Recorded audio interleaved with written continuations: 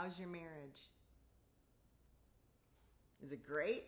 Does it feel like I never dreamed it'd be this good? Or are you kind of feeling like happily ever after this is not? Or you might be in between. And some days it's good and some days it's not good. I want to encourage you today. Marriage isn't a one and done. It's not we arrived at happily ever after. Marriage is going through the journey of finding happiness in your relationship with your spouse, but there's so much more to it. And you know, Hollywood and the culture, they make it sound like, well, first of all, they don't really act like it's an important thing, obviously. I don't have to convince you of that. And they don't always, as a culture, we don't have the encouragement that we need or the models that we need. And the divorce rate keeps going up. There's something wrong with the way culture has addressed marriage. My opinion is they've left God out. They've left all the wonders of what marriage is out. And no magazine, I don't care where it is addressing whether or not God is involved. And He is involved. So if you're a Christian today and you're on Mornings with Mona, you know I'm going to attach it back. But I've got some other stuff that's really practical that you're going to like. All right. Marriage is. It just is. And it is what you make of it, and it is what you work hard to make it happen. Okay. When it's hard, you have to already have in place things that you will and will not do. That's number one. You have to kind of come to an agreement that we're not going to say the D word. We're not going to say divorce. We're not going to be telling one another negative things about each other. And we're going to have rules of engagement that we are going to have in place before we ever have a place where we have to use them. When I do counseling with young couples, and when we do premarital stuff with couples, it is absolutely essential that these things are set out. And as you lay out a foundation or principles or practices that you want to make sure are in your marriage, and you can talk to one another about it and set it up, then you are on the path to making it great when it's not so good. You know, relationships are living organisms, and they need to be nourished, and they need to have safety, and they need to have boundaries. And sometimes, you know, it just goes hard. Okay, I've been putting this off. I just need to say it, as you can tell. I keep thinking about it. Sweetie, if Jesus had to die for your spouse, then chances are there's going to be things about him and about you that you're not going to like, that are going to irritate you.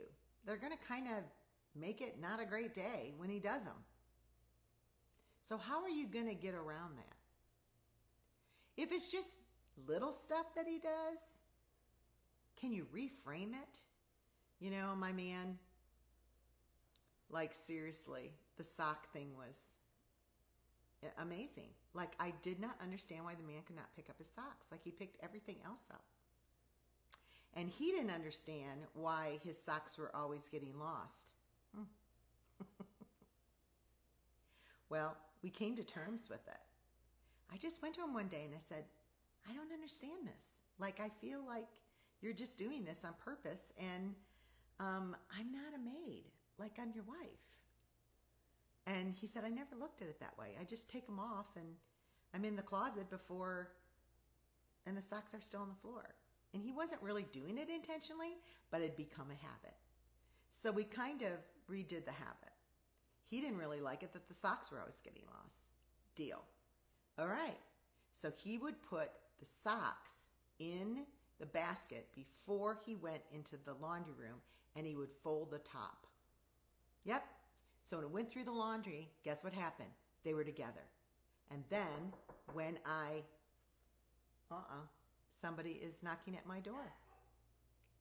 Can't answer it. My gosh. Okay, y'all. Hold on. This is the way it is when you go live.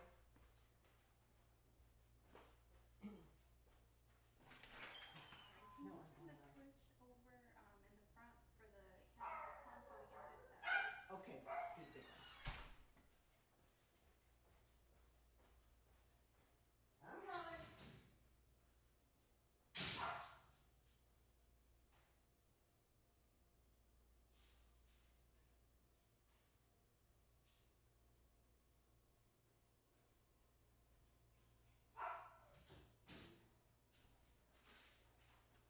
Okay, like I said. Yes, there are people working in our yard. I know you already saw them because you could see them through the window behind me. But this is really an important issue, and I want to be able to address it with you today. When things get really hard, I want you to just try to work through the little things by using the mindset of how I can serve him better. I didn't think that the socks were like that big of a deal, but I felt like I felt. So I addressed it to him, and he wanted to serve me. He wanted me to feel valued. And so he changed his behavior. So what are you doing that makes him feel undervalued? Well, you're never going to know unless you ask. And having conversations is the biggest part of it all. And going to him every once in a while, not when he's in a bad mood, not when you've already had a fight, but kind of like when it's been a good day. And saying this to him: hey, I really love being your wife, and I want to know, what can I do to make your life easier? Like, what would be a thing that you would really like? Or, what am I doing that I could do better at? Like, maybe I'm not, I'm doing something that I don't know that you don't like. What can I do better that I'm not doing now? It's hard to ask that question and don't expect him to ask you back. He probably will, but do it because you want to serve him well. When people ask Warren and I how we've been married for 42 years, 5 kids, and like nobody living near us, how did we make it through? You know what? We just say, we try to outserve ourselves.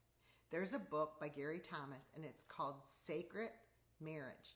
I highly, highly recommend it. I wish I had it to show you, but I give it away. Every time I've got it in my house, I end up giving it to someone. It is a book, and the tagline is, what if marriage wasn't supposed to make you happy but holy?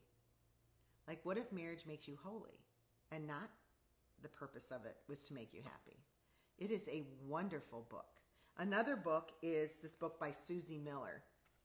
Susie Miller is a counselor. She's a very good counselor, and you can actually go online with her and have your counseling. You don't even have to go to a place. You can do it online. And her book, Listen, Love, and Learn: How to Dramatically Improve Your Relationship in 30 Days or Less. Highly recommend this. Highly, highly, highly. Because it's not just your relationship with your kids, it's your relationship with, your husband, it's relationship with everybody else. So I highly recommend this book too. There's another one by Cloud and Townsend, and it's The Boundaries in Marriage. This is the book that I want you to get if you're struggling with things in your marriage that are harmful, that are, adultery, pornography, like the real big, hard things that you just don't think you can get through. Boundaries in Marriage is a good place to start. You're going to probably need counseling, and I highly suggest it.